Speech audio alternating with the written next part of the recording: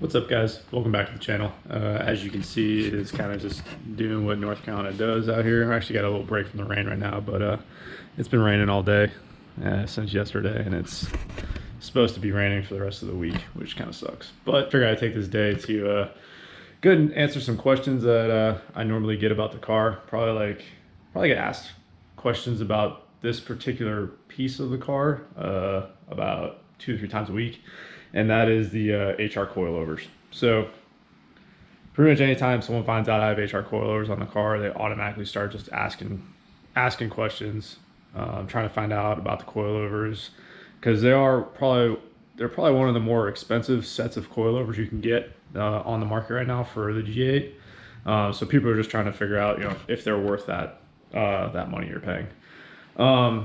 So I'm gonna, go through what I've got is like 3 categories for breaking down, kind of like a review for these coilovers. But before I get into that, kind of give you the background on, my experience with the coilovers so far. So I've had them on the car for about 5 months now. I put them on the car in February. In those 5 months, I've done probably 5,000 or 6,000 miles, and I've done anything from drag racing to canyon cruises, back road driving, being out here so far. Done a couple back road drives, and then obviously regular daily driving stuff.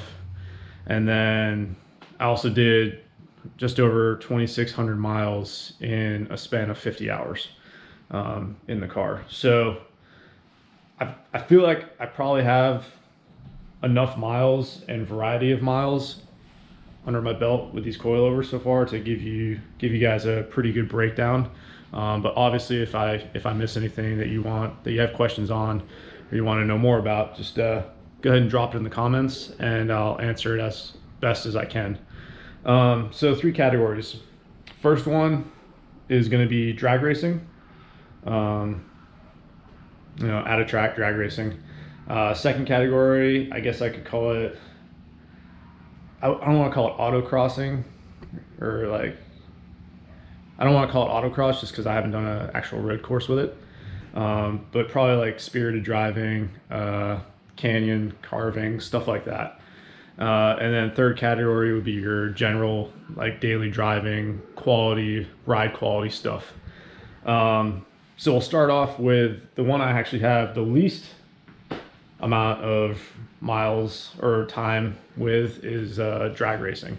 So far since I've had these on the coilovers on, I've only been able to get to the strip 1 time, and I made 3 passes. And in those 3 passes, every single pass I wasn't able to hook. That wasn't the suspension fault. That was purely because I had absolute crap tires on the rear. So I had some super old Federals on there, and they just weren't holding any power. But what I will say is, as far as drag racing goes, I don't see them being as great for drag racing specifically as other coilovers are that are on the market and are less money. So they are adjustable as far as lowering and raising the car. You can lower and raise the car, a crazy amount of adjustment range in that. But there's no dampening adjustment, there's no rebound adjustment. So you're kind of limited on what you can do as far as drag racing. I know, for drag racing, you want to be able to adjust your dampening in your coilovers, and your rebound, and to keep you from pulling tires and help you hook better at the track. But these coilovers, they have more of a preset dampening to them, so you can't adjust the dampening, and I see that being its most limiting factor for drag racing. So for drag racing, if you're just buying these coilovers specifically for drag racing, I feel like you can absolutely find a better quality, or not better quality, but you can find a better drag racing specific coilover, probably for less money than you would just buying these H&R Coilovers. And that's pretty much my only experience with drag racing so far. So obviously more to follow on that. As far as your road course, general like canyon carving, spirited driving, I think that's where these coilovers probably perform maybe the best. I wouldn't say, probably not the best. I think the best would actually be daily driving. But they definitely perform extremely well for spirited driving, road course driving,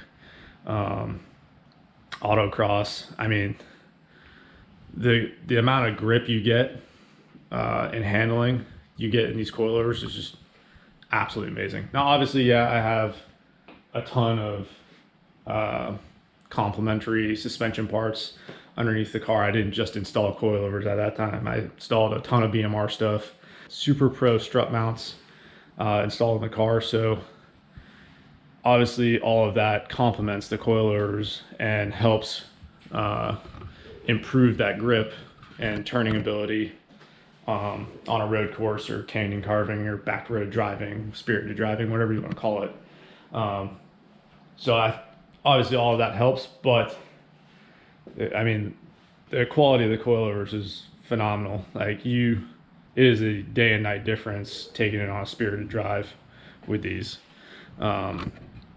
So I guess just kind of take that for what it's worth. Obviously these are all my personal opinions. So if you have H&R coilovers or have ran H&R coilovers and now running something else, and you think, and your opinion is different, then it's just my opinion, man. Like, I don't know. And then, so for the last category, daily driving, ride quality stuff, I think that's where these coilovers really shine. The ride quality is probably second to none. I feel like they ride better than stock. Obviously, and I'm talking like not just as like a, they're better than stock as like a more sporty option. They are quieter than stock's shocks and springs. You get a little more road feel, but it's not harsh. It wasn't tiring driving across country with these coilovers on. Like, I drove 2,600 miles in a span of 50 hours and I didn't feel like I got hit by a bus. My forearms were fine. Like, there wasn't a ton of road vibration, and I was driving on the 10. Like, it was not bad at all. I could 100% have kept driving. It was very comfortable. You don't get a ton of noise. You're not hearing squeaks. You're not hearing clunks from these coilovers. I think the ride quality is absolutely second to none. If you are daily driving your G8 and you want a great daily driver or daily driving coilover, I think these are absolutely the best option you can go with. I'm gonna go ahead and end it off there. My wife is actually pulling up right now. So I'm gonna go ahead and end the video off there. If you have any comments or questions that I didn't answer for this, I just wanted to make this a quick 10-minute video. If you got anything else you wanna know about the coilovers, go ahead and drop a comment below, and I'll answer it as best as I can. But yeah, go ahead and like, subscribe, and I'll see you guys next week.